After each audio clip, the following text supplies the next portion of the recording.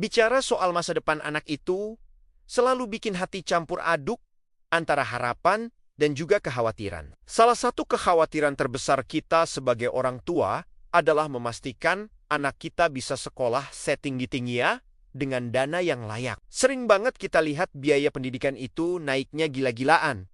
Bahkan jauh melampaui kenaikan inflasi umum. Pertanyaannya, apakah menabung biasa di bank aja cukup? Jawaban tegasnya, tidak. Menunggu sampai anak sudah mau masuk sekolah adalah kesalahan paling mahal yang bisa kita buat. Idealnya, perencanaan dana pendidikan itu harus dimulai sejak anak lahir. Atau bahkan sebelum itu. Kenapa? Supaya beban finansialnya lebih ringan. Dan uang kita nggak tergerus inflasi. Nah, video kali ini akan membahas 2 poin paling penting yang wajib orang tua tahu. Pertama, gimana cara menghitung kebutuhan dana pendidikan anak secara realistis dan terukur, dari TK sampai kuliah. Kedua, rekomendasi instrumen investasi yang paling pas untuk menyiapkan dana tersebut. Disesuaikan dengan jangka waktu dan profil risiko kita. Sebelum kita masuk ke rumus dan hitung-hitungan, ada 3 hal mendasar yang wajib dipahami oleh setiap orang tua. Yang pertama dan paling krusial adalah proyeksi inflasi pendidikan. Kalau kita lihat data, inflasi umum di Indonesia itu kan sekitar 3-5% per tahun. Tapi inflasi di sektor pendidikan itu jauh lebih tinggi, seringkali mencapai 8-15%, bahkan lebih, tergantung kota dan kualitas sekolahnya. Saya kasih contoh sederhana ya. Misal, biaya masuk SD favorit saat ini adalah 15 juta rupiah. Kalau kita asumsikan inflasi pendidikannya 10% per tahun, maka 6 tahun dari sekarang, saat anak Anda masuk SD, biaya yang harus disiapkan bukan lagi 15 juta, tapi sudah menjadi sekitar 26,5 juta rupiah.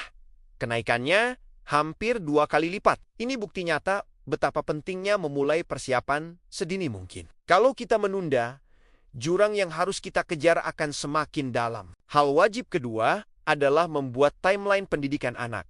Setiap keluarga harus punya peta waktu yang jelas, memetakan setiap jenjang pendidikan anak, mulai dari TK, SD, SMP, SMA, sampai nanti masuk perguruan tinggi. Dari peta waktu ini, kita bisa buat tabel sederhana. Isinya, berapa usia anak sekarang, berapa tahun lagi dia akan masuk ke jenjang berikutnya. Lalu kita proyeksikan estimasi kenaikan biayanya dengan memperhitungkan inflasi pendidikan tadi, dan terakhir, berapa target dana yang harus terkumpul untuk setiap jenjangnya. Perencanaan yang detail seperti ini, walaupun kelihatannya simple, sangat efektif untuk mengurangi stres finansial. Kenapa? Karena kita jadi punya target kuantitatif yang jelas dan terukur, berapa yang harus kita sisihkan setiap bulannya untuk mencapai tujuan itu. Hal wajib ketiga adalah memilih instrumen investasi yang sesuai dengan horizon waktu.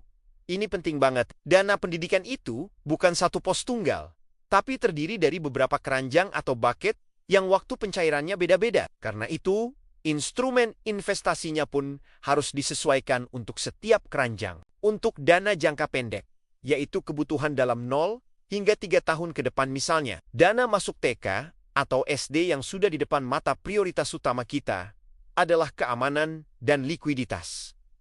Artinya, dana harus aman dan gampang dicairkan. Pilihan yang paling tepat adalah reksadana pasar uang, deposito, atau e-wallet saving yang sudah terdaftar dan diawasi OJK.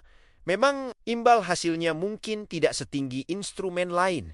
Tapi yang terpenting, dana Anda aman dari gejolak pasar dan siap digunakan kapan saja. Lalu untuk dana jangka menengah, yaitu kebutuhan untuk 3 hingga 7 tahun mendatang seperti biaya masuk. SMP atau SMA kita bisa mengambil risiko yang sedikit lebih besar, tapi tetap cari yang stabil. Instrumen yang saya rekomendasikan adalah reksadana pendapatan tetap, obligasi pemerintah, atau surat berharga negara retail seperti ORI, SR, atau SBR. Instrumen-instrumen ini memungkinkan dana kita tumbuh melampaui inflasi umum, tapi risikonya masih relatif terkendali dibandingkan saham. Dan yang terakhir, untuk dana jangka panjang, yaitu kebutuhan untuk 7 tahun ke atas khususnya untuk biaya kuliah, yang biayanya paling besar inilah saatnya kita memanfaatkan potensi pertumbuhan yang maksimal. Instrumen yang cocok adalah reksadana saham, ETF saham, Atau kalau Anda punya pemahaman yang cukup,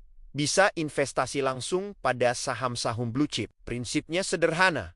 Semakin panjang waktu yang kita miliki, semakin besar potensi pertumbuhan yang bisa kita raih. Ini sangat efektif untuk melawan inflasi pendidikan yang sangat tinggi. Sekarang, kita bahas kriteria memilih platform investasi. Jangan cuma silau dengan imbal hasil atau return tinggi yang dijanjikan. Prioritas nomor 1 adalah keamanan dana.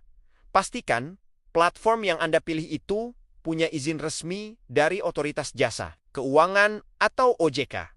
Cek juga apakah mereka menggunakan bank kustodian resmi untuk menyimpan dana nasabah. Dan lihat rekam jejak mereka. Platform yang punya garansi legal dan struktural, artinya terdaftar di OJK dan dananya dikelola melalui KSEI, itu menawarkan perlindungan yang jauh lebih tinggi. Ingat ya, ini bukan garansi keuntungan, tapi garansi keamanan secara struktural. Selain itu, pertimbangkan juga biaya versus manfaat yang ditawarkan. Beberapa platform mungkin menawarkan biaya administrasi Rp0, tapi fiturnya sangat dasar. Padahal, untuk kebutuhan dana jangka panjang seperti pendidikan anak, fitur seperti goal-based planning itu sangat krusial. Fitur untuk monitoring progres, simulasi biaya sekolah di masa depan, proyeksi pertumbuhan dana, sampai fitur auto switch yang bisa memindahkan dana ke instrumen lebih aman saat target sudah dekat.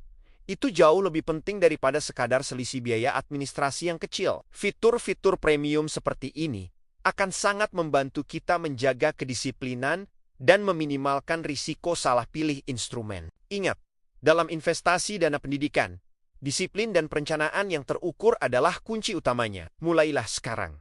Jangan tunda lagi. Petakan timeline pendidikan anak Anda, hitung kebutuhannya, dan pilih instrumen yang tepat untuk setiap jangka waktunya. Masa depan pendidikan anak Anda sangat bergantung pada langkah cerdas yang Anda ambil hari ini. Terima kasih sudah menonton. Jangan lupa subscribe dan nyalakan notifikasinya agar tidak ketinggalan konten bermanfaat lainnya. Sampai jumpa di video berikutnya.